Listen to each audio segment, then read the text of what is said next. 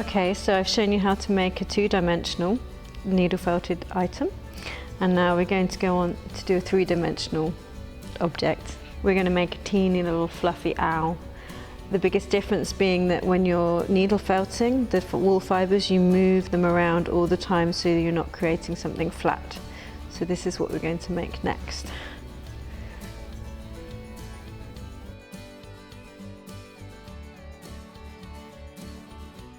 So you take your wool fibre and, holding it in one hand, take the needle and you stab into the wool fibre.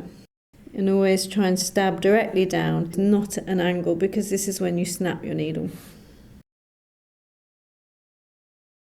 Again, lift it and turn it over, but do this much more frequently than you did when you were making the flat piece, because otherwise you will just end up making another flat piece of needle felt. And so you can start sculpting the wool fibres as it becomes harder and harder. So so you can create the bottom of your piece by stabbing into the side of the wool fibres, which will create a sort of flatter base. So you keep going, keep adding wool fibre as you go, and keep shaping it. So yeah, the shape I'm aiming for is like a thimble, so a flat bottom and then rounded top. And when you feel that you can squeeze the piece down and it will hold its shape, then you're ready to move on to the next part.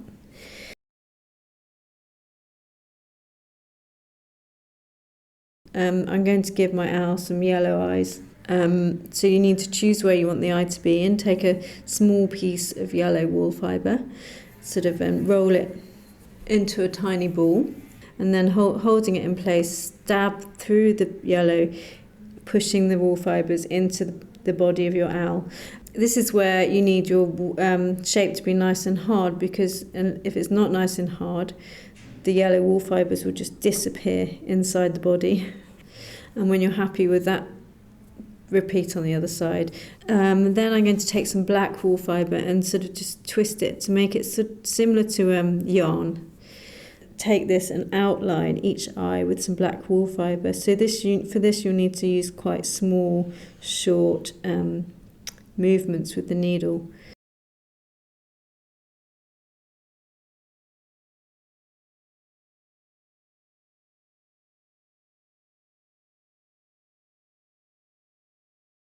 Okay, so now I've outlined the eyes, I'm going to make the beak. This is going to be quite small. So I start with slightly more wool fibre than I actually need. And you're creating something that is triangular with a pointy end. And when you're happy with it, you're going to trim, and then you're going to hold it in place between the eyes and just push the loose wool fibres into the body of the owl.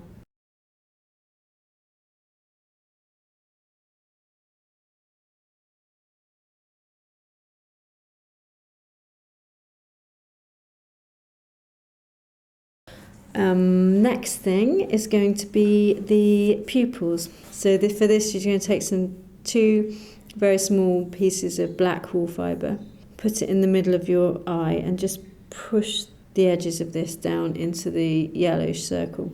And then do the same on the other side and try and make them so that they're both in the middle or both in the same place, whether they're down to one side or up at the top of the eye or in the middle. This is what will give expression to your creature.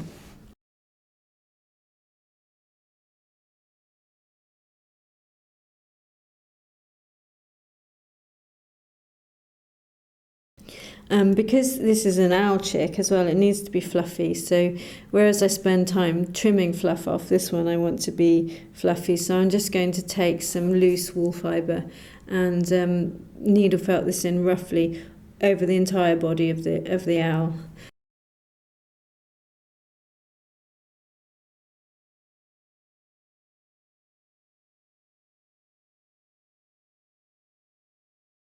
And then finally just trim around the eyes so you can see them clearly, and there you have your teeny owl chick.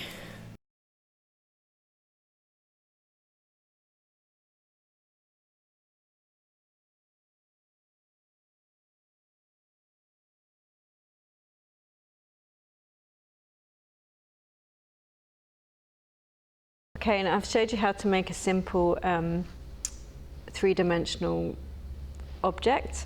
And now I just wanted to give you a quick idea of how you could make something slightly more complicated. Maybe something like this cat with legs, long legs and a tail.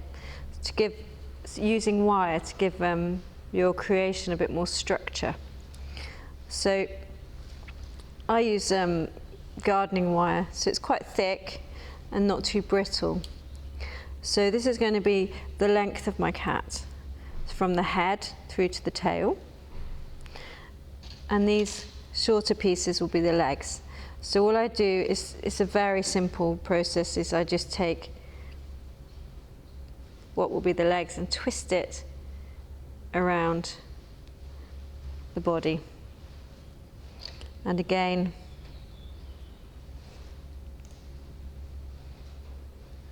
for the other two legs further down.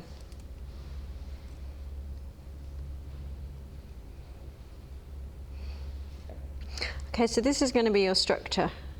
It's very simple, but it's enough. And you just do exactly the same as you did with the smaller projects. So you take some wool fibre, and you're just going to carefully needle felt around your structure. So it will be completely encased in the wool fibre. So you need to keep turning it over, being very careful that you don't accidentally stab into the wire and break your needle. But you can see how the wool fibre is encasing the wire to give it a bit of structure. So it should stand up as a piece.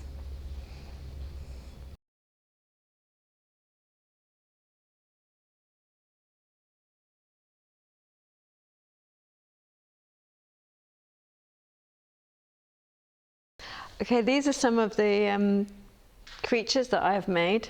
As you can see, I quite like animals, and I very much like birds. So it's really good to have lots of images once you've decided what you want to make. So I often use images from the internet, or you can take your own photographs if you have a pet that you'd like to model. So yeah, just use the images, and if you can get an image that shows the back and the front and the sides, so you can have an idea of how the creature looks from every angle. One of the really important things with creatures is their eyes. So getting the eyes right makes a massive difference to how your finished animal will look. So just spend a bit of time looking at the eyes of your creature, looking at the detail around the eyes and the colouring, and remember that big eyes always look a lot cuter.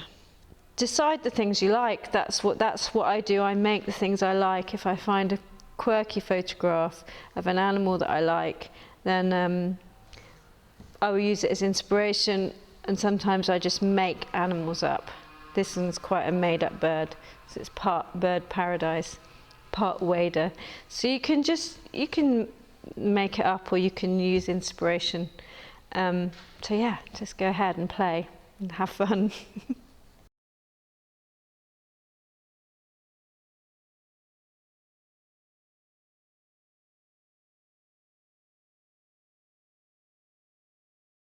Thanks for watching this tutorial on needle felting and seeing all the things that I have made. And I hope you will go away with some inspiration to make your own projects and just experiment and have a go. I'm just warning you though that it is quite an addictive process, so just beware.